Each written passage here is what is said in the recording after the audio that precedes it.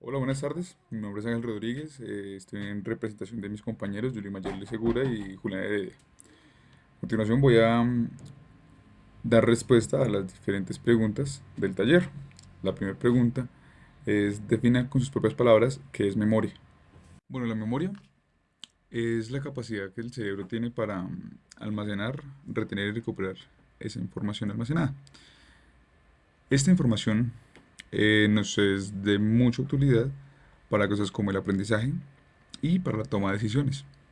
Sin estas dos habilidades que tenemos gracias a la memoria, no podríamos desarrollarnos intelectualmente, ni socialmente, ni personalmente. Entonces, por ello es muy importante esta función. La pregunta número 2 dice, explique y argumente por qué razón el proceso de memoria es inherente al ser humano y su vital funcionamiento. Entonces, básicamente dentro de nuestra memoria va a estar almacenado cosas como la moralidad, la ética, las reglas sociales, las emociones, las relaciones interpersonales, la empatía y hasta el lenguaje. Sin estas capacidades no nos podríamos desarrollar de una forma eficiente. Además, esta memoria nos permite moldear toda esta información. Ya sabemos que, por ejemplo, en el lenguaje, no tenemos el mismo tipo de lenguaje cuando somos niños, cuando somos adultos o cuando somos ancianos. Nos expresamos de formas diferentes. Y el lenguaje va a estar almacenado en la memoria. Y esta capacidad de almacenamiento nos va a permitir poder adaptar ese tipo de lenguaje al contexto en el que estemos y al momento que estemos viviendo. Básicamente, la memoria nos ayuda mucho para el tema de adaptación. Por esto, es vital para nuestro funcionamiento.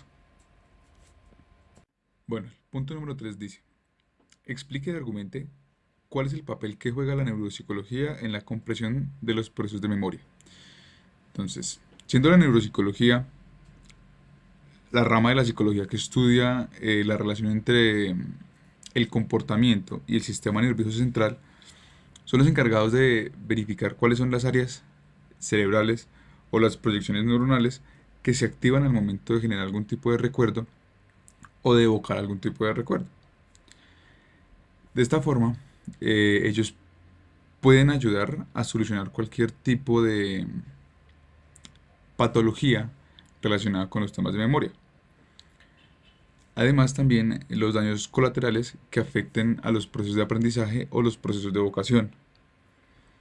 Entonces vemos que tiene un papel bien importante en los temas de memoria porque nos van a ayudar a solucionar esos inconvenientes que en las diferentes ramas de la psicología no se ven.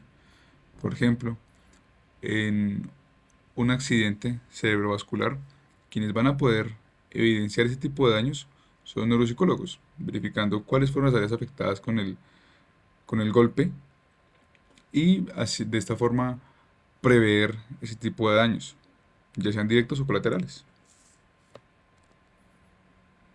Número 4 dice, identifique cuáles son los criterios por los cuales la postura de Ebbinghaus respecto a la memoria y sus procesos resulta como un aporte importante a la comprensión del constructo.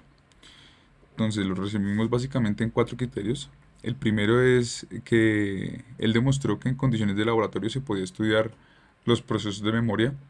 El segundo es la curva del olvido, donde él muestra el deterioro de la memoria a través del tiempo y por aprendizajes adicionales.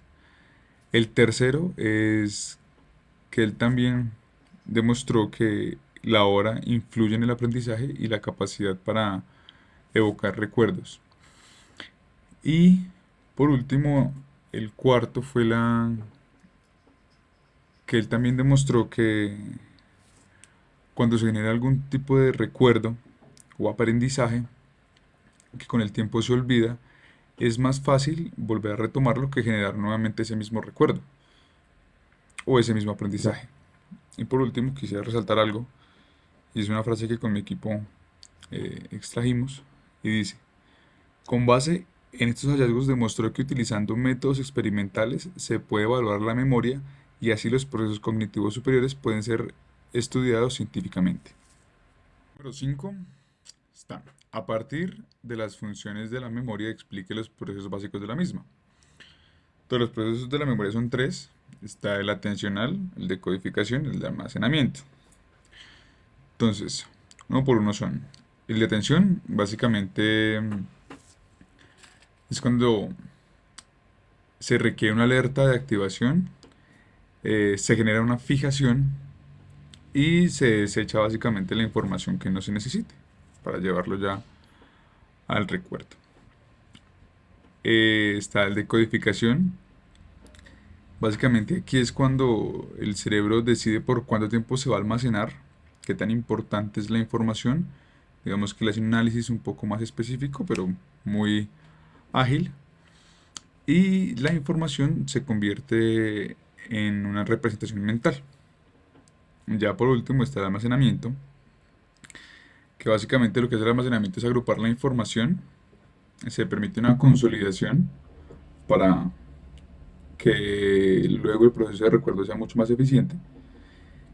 Y en este proceso intervienen básicamente el hipocampo, que está ubicado en el lóbulo temporal, que hace parte del sistema límbico. Entonces tenemos dos hipocampos, uno en cada lóbulo temporal. Vamos con la pregunta número 6, la cual dice, a partir de los tres tipos de memoria, explique su estructura y funcionamiento. Entonces, encontramos la primera, que es la memoria sensorial. Esta básicamente es la memoria que se genera a través de los sentidos, por sensaciones. Suele ser de una recordación muy corta. eh, la información es netamente sensorial y a menos que se ate a un sentimiento, la recordación siempre va a ser limitada. De lo contrario, si está con un sentimiento, pues puede ser, se puede recordar un tiempo un poco más prolongado. La memoria a corto plazo es una memoria que también le llaman la memoria operativa, que es, guarda información elemental, también guarda muy poca información y básicamente nos va a permitir una recordación de aproximadamente un minuto. Y está la memoria a largo plazo.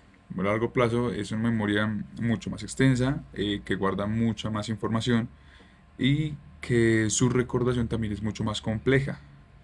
Entonces, hay información que podemos recordar por muchos años o hasta la muerte. Sin embargo, esta información puede ir cambiando.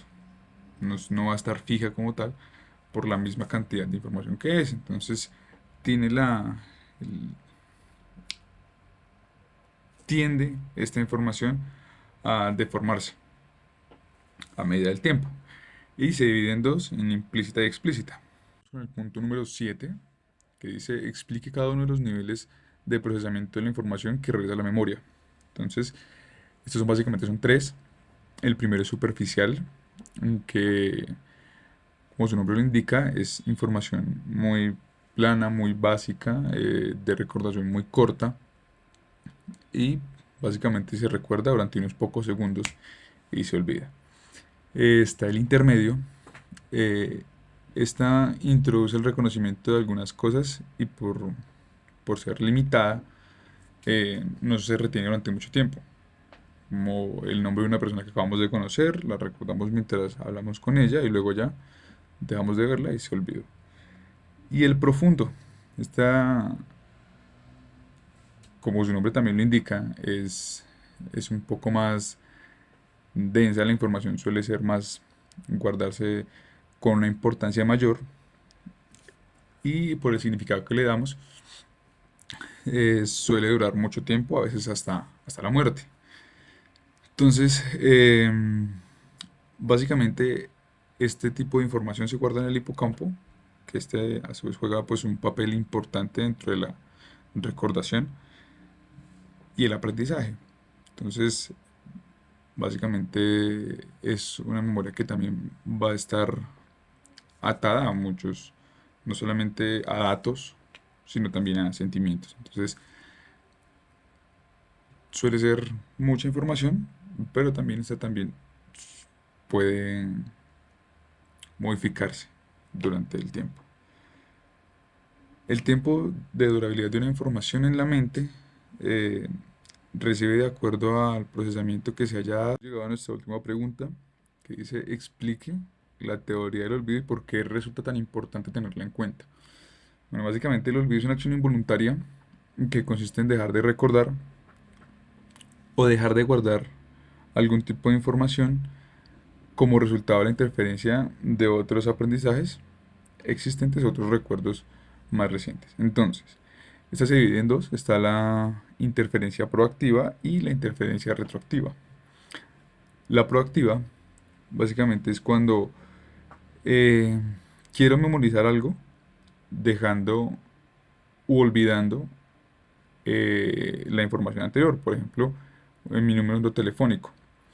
Entonces, cuando tengo un nuevo número telefónico, voy a hacer el mayor esfuerzo posible por recordar este nuevo número telefónico y olvidar el pasado, ya que pues no me es de utilidad.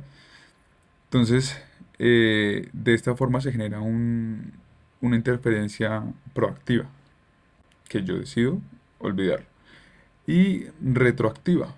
Entonces, esto es como nos pone el ejemplo que nos hacen recordar una lista de verbos en francés. ¿Sí? La re- Logro hacer la recordación, pero luego me hacen recordar uno en inglés.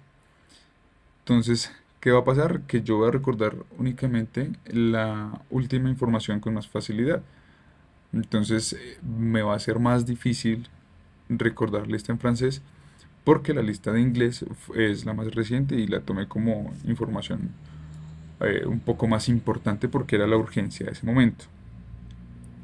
Entonces, básicamente es importante tener esta teoría en cuenta, ya que desde aquí se toma el olvido como parte esencial de los recuerdos. Si guardáramos toda la información de nuestras vidas, tendríamos una muy posible patología.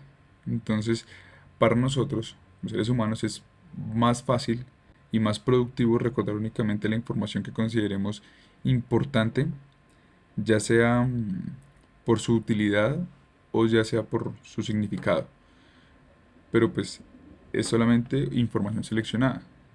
Entonces, esto nos ayuda a tener, por un lado, mejores recuerdos de lo que queremos recordar, valga la redundancia, y por otro, no generarnos una saturación de información, sino únicamente recordar lo que nos es útil o lo que se nos es importante. Gracias.